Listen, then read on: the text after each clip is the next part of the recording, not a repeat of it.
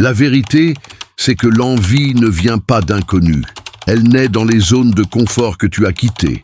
Elle vit dans les regards de ceux qui ont peur que ton éveil les dérange. Mandela l'avait compris. Pardonner, c'est noble, mais s'éloigner, c'est vital. La jalousie ne fait pas de bruit, mais elle étouffe. Cette phrase n'est pas une métaphore, c'est une réalité que tu as peut-être déjà sentie. Tu avances, tu t'améliores, tu changes. Et l'air autour de toi devient plus froid. Quelque chose flotte dans les regards, dans les silences, dans les sourires forcés. Tu sens que ce n'est plus de la prudence, c'est du poison. Tu as déjà ressenti ça, n'est-ce pas? Quelqu'un qui se distancie, pas parce que tu as fait du mal, mais parce que tu vas bien. Peut-être que tu as pensé que tu exagérais, mais au fond, tu savais. Et ce silence que tu ressentais était leur désordre face à ton équilibre. La vérité, c'est que l'envie ne vient pas d'inconnus. Elle naît dans les zones de confort que tu as quittées. Elle vit dans les regards de ceux qui ont peur que ton éveil les dérange. Mandela l'avait compris. Pardonner, c'est noble, mais s'éloigner, c'est vital. Dans cette vidéo, tu vas découvrir les 7 signes les plus subtils que quelqu'un projette son ombre sur ta lumière. Et tu vas apprendre à reconnaître, à te protéger, sans fermer ton cœur. Parce que ta paix vaut plus que n'importe quelle illusion de lien. Ces signes ne sont pas évidents, mais une fois vus, ils ne peuvent plus être ignorés. Ce qui était flou devient clair, ce qui était douloureux devient compréhensible, et tu redeviens maître de ton espace. Premier signe, il minimise tes succès. Tu partages une bonne nouvelle, et la réaction est tiède. Ah, cool, puis rien, pas de vraie joie. Juste un malaise. Pourquoi? Parce que ton succès réveille leur stagnation.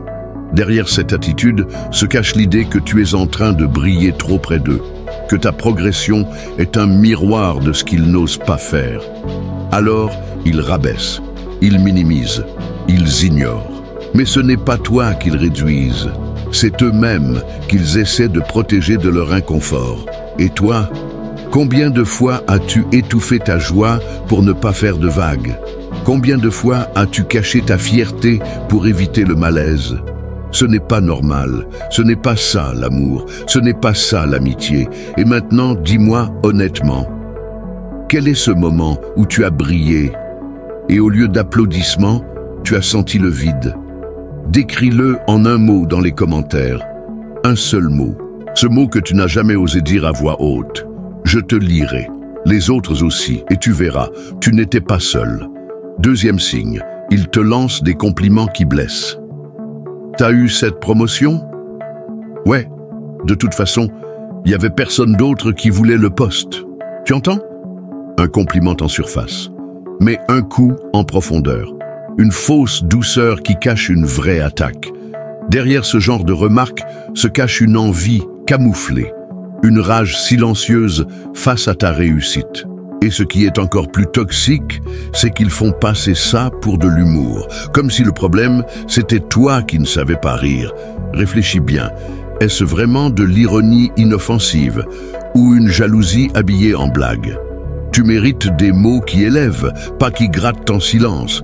Écris en commentaire, ma lumière ne sera plus étouffée. Et regarde la suite. Tu vas comprendre pourquoi Mandela ne se contentait pas de pardonner. Il s'éloignait pour survivre. Troisième signe, ils disparaissent quand tu réussis. Tu pensais que ce moment serait partagé. Tu t'étais préparé à des félicitations, à de la joie sincère. Mais à la place, silence. Ou pire, absence. Ils ne likent pas, ils ne répondent pas, ils ne regardent même plus. Ce silence n'est pas accidentel, il est calculé. Parce qu'ils ne peuvent pas supporter de te voir monter quand eux se sentent bloqués. Et alors qu'ils devraient t'applaudir, ils préfèrent fuir. Ce comportement révèle une chose, leur amour était conditionnel.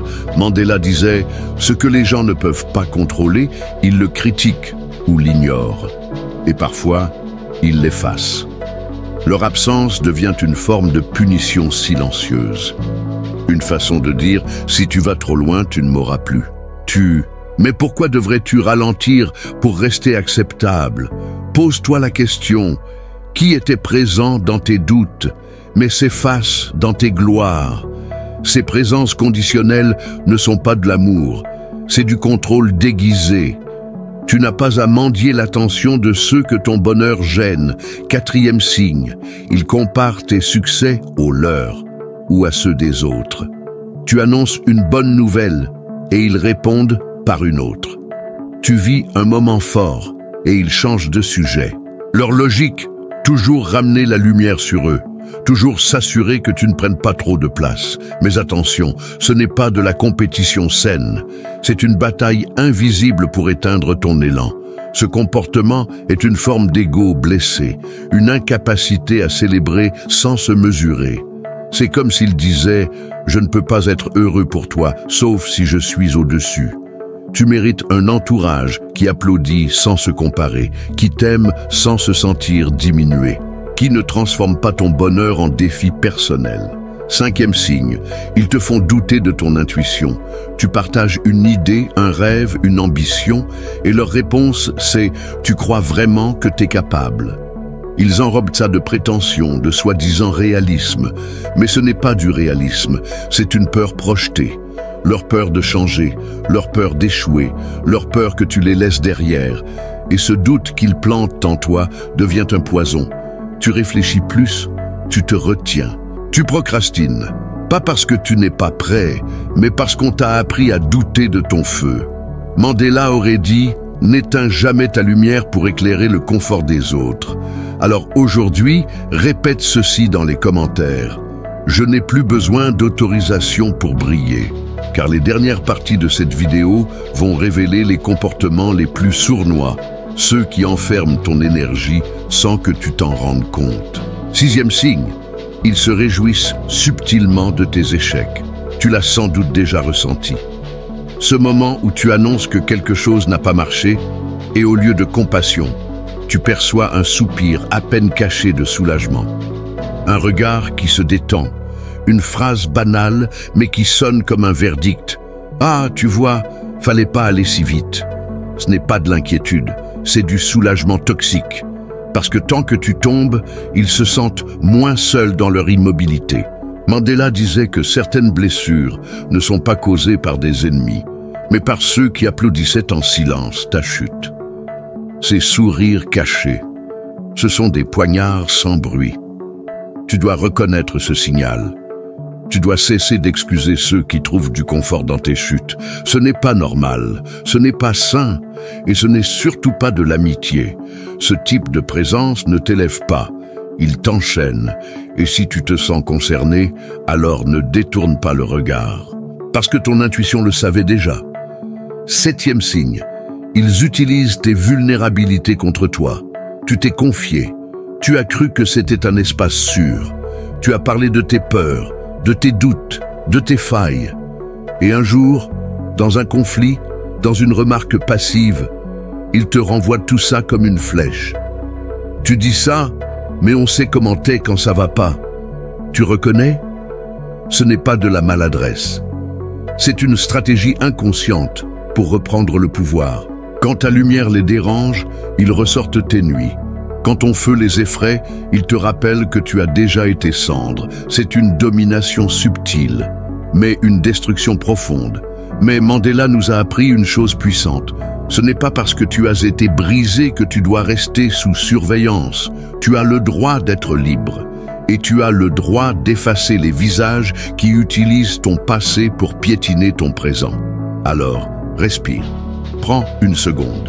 Et répète avec moi dans les commentaires, mes blessures ne seront plus des armes contre moi. C'est maintenant. Tu n'as plus besoin d'attendre la permission pour t'éloigner. Ce n'est pas de la fuite, c'est de la guérison. Et si tu es resté jusqu'ici, c'est parce qu'une part de toi savait.